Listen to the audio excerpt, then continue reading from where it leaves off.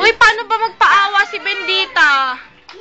Uy, paano ba pag halimbawa iniwan ka ni mama, ano reaksyon mo? Kunyari nagpapaawa ka.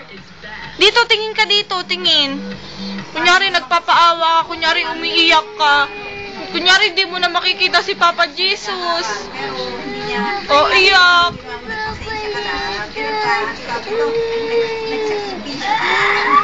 O, tatawa. Tawa na, tawa. Masaya. Yehey!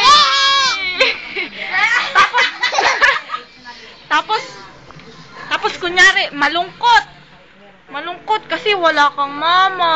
Iniwan ka sa bus. Iniwan ko sa bus, wala kang pamasahe. Ilagay sa compartment. Wala kang upuan, naubusan ka ng upuan, ikaw na lang yung driver.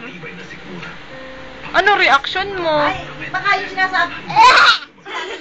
Nakausap mo na ba si... Wala ka dyan. Yung...